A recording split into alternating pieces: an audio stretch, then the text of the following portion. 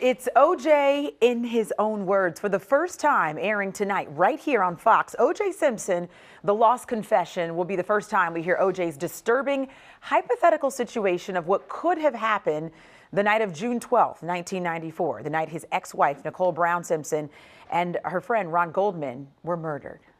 It was very difficult for me because it's hypothetical. I know and I accept the fact that people are going to feel whatever way they're going to feel. You know, they're gonna, you know, whatever they want to feel. In the book, the hypothetical is Charlie Charlie came by and mentioned something about what was going on at her house. This guy Charlie shows up, the guy who I had recently become friends with, and I don't know why he had been by Nicole's house, but it told me you wouldn't believe what's going on over there.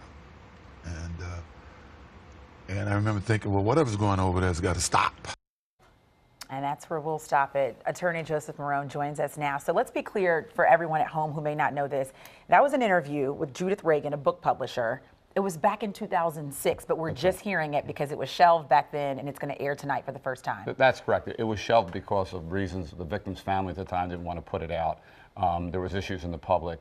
So it basically went on the shelf. But there was a book that came from this. And ultimately, Ron Goldman's father, Fred Goldman, got through his judgment that he got against OJ. He seized the book and he published it himself, which we all know. It's, you know, If I Did It, The Murderer. And that book's been out. But this confession's old. And it's interesting and it's fascinating that this enduring fascination that the public has with OJ, how we sit almost 25 years later and we're still like glued to our TV about what's going on, what OJ has to say.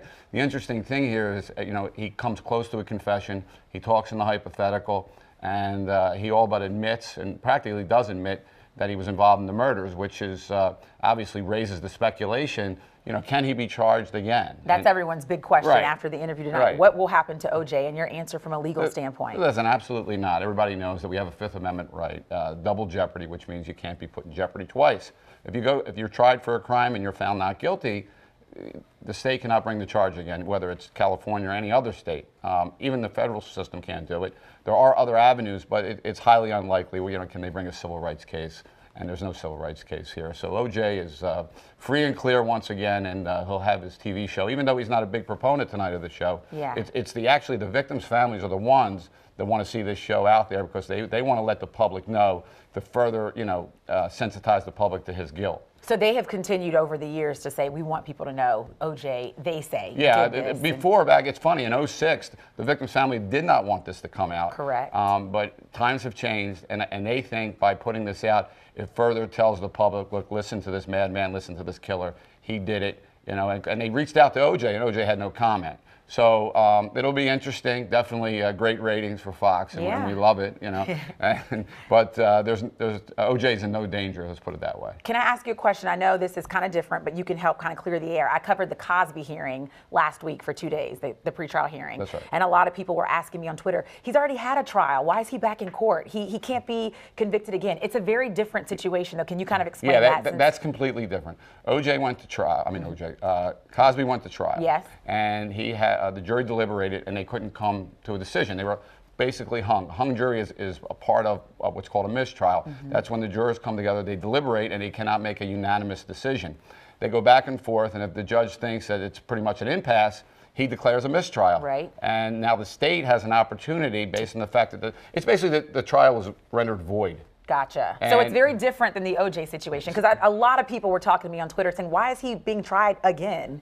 Because there was never a decision made. In OJ's case, he was found not guilty. Right. End of story. In Cosby's case, the jury could not come up with a unanimous decision, therefore they were rendered hung. Now the state has an opportunity. They don't have to retry him, or they can. And obviously in this case, they're coming at him pretty hard. I mean, what do you think this time around? We're now in the Me Too era. That wasn't out back then. It's bad for him. Yeah, I think if you noticed, the prosecution is really pushing for the additional victims to be able to testify in this case. Last time they only had one. Right. Now they're pushing up to 19. So between that and maybe the enduring press that we've seen throughout this case and the Me Too era, I think he has little or no chance of surviving. Wow. It's going to be interesting. I know. You were with us for it last summer, so we'll have you back. Yeah, it's going to be exciting. I know. Joe, thank you so much. In the next hour of Good Day, a waitress at the Waffle House She does a deed that gets caught on camera, and it goes viral how her small act of kindness is now paying off in a really big way.